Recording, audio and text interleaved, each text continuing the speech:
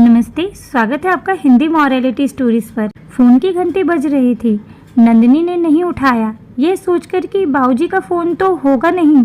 दूसरी, तीसरी, चौथी बार भी घंटी बजी तो विराज हाथ में किताब लिए हड़बड़ाए से आए। नंदू, फोन बज रहा है भाई। विराज ने उसे देखते हुए फोन उठाया, पर समझ ना पाए कि नंदिनी ने कुछ सुना या नहीं। फोन किसका है पूछे बिना नंदिनी गैलरी में आ गई। वह जानती है कि बाबूजी का फ़ोन तो नहीं होगा। मायके से लौटे महीना भर हो चला है। वह फ्लैट से बाहर नहीं निकली है। शाम को धुंधलाका होते ही गैलरी में आ खड़ी होती है। अंधेरा गहराते ही बत्तियां जगमगा उठती हैं।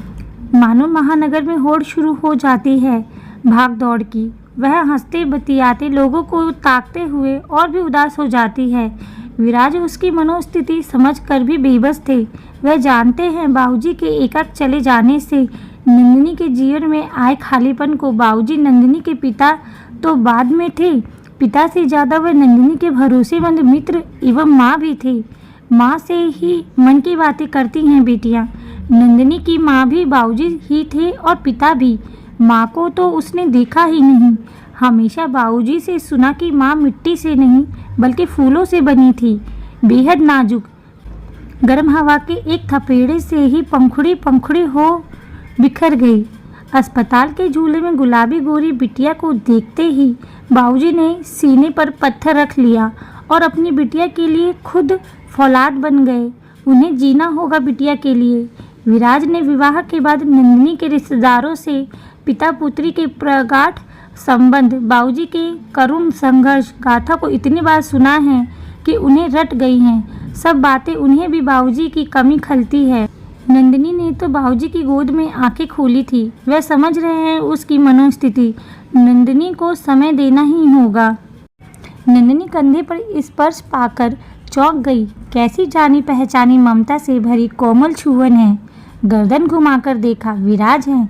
क्या सोच रही हो नंदू? आकाश देख रही हूँ, तारे कम नहीं नजर आ रहे। दिन के ज्यादा उजाले में चौंधिया रहा है पूरा शहर। जमीन से आसमान तक ऐसे में तारे कम ही नजर आते हैं। चांद तारों का असल सौंदर्य व प्रकाश तो अंधेरे में दिखता है। ये तर्क देते देते रुक गए विराज। नंदू ने बात सिरे से नकार दी। नहीं तो, बल्कि मुझे तो एक तारा ज्यादा नजर आ रहा है। वह देखो, वह वाला एकदम अपनी गैलरी के ऊपर चमकदार तुम्हें देख रहा है, प्यार से मुस्कुराते हुए बाबूजी की तरह। यह सुनते ही नंदिनी को करंट सा लगा। विराज का हाथ झटक कर गुमसुम अंदर चली गई। विराज बात बात पर प्रयत्न करते हैं कि किसी तरह नंदिनी का दुख दर्द बाहर निकले, किंतु आंसू तो दूर, उसकी आंखें नम तक नहीं हो रही। मानो सारे आंसू ही सूख चुके हों। ना सिर्फ बाबूजी की बातें और यादें, मानो पूरे के पूरे बाबूजी सिर्फ उसी के थे।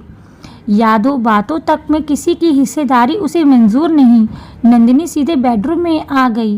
बेडरूम में अक्सर पिता की तस्वीरें नहीं होती, पर नंदिनी की तो बात ही अलहदा है। उसके बेडरूम की दाईं दीवार पर सिर्फ तस्वीरें ही तस्वीरें हैं।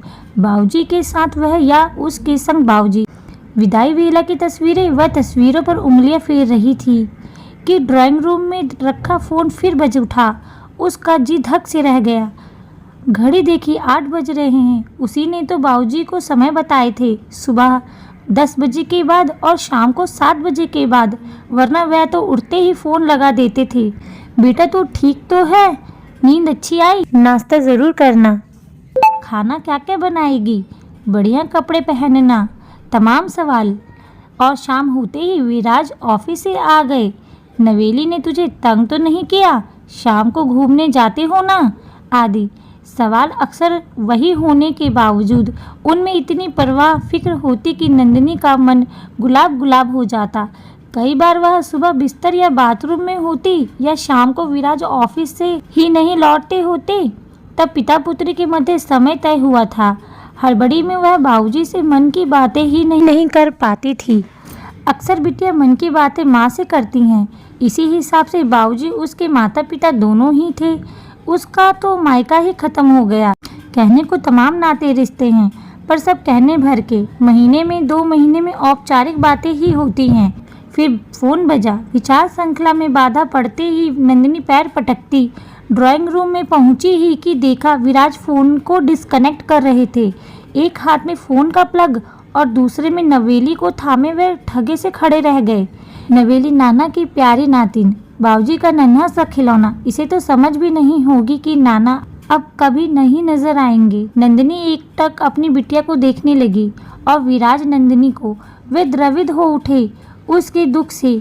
क्या बीती होगी नंदू के हृदय पर पिता की निश्चल देह देखकर, क्या गुजरी होगी पिता की हस्तियों से भरा कलश देखकर। इतना हाहाकार, ऐसा झंझावात कि अश्रु तक उड़ा ले गए। उन्होंने बढ़कर नवेली को नंदिनी की गोद में देकर अपने पास बैठा लिया। उन्हें समझ में नहीं आ रहा था कैसे सांत्वना दे कि नंदिनी इस सदमे से उबर आए। धीमे से प्रस्ताव रखा, नंदू कितने दिन हो गए तुम्हें घूमने निकले, आज चले? नहीं, मन नहीं होता। आपको यह कहानी कैसी लगी हमें कमेंट करके ज़रूर बताएं। कहानी सुनने के लिए धन्यवाद।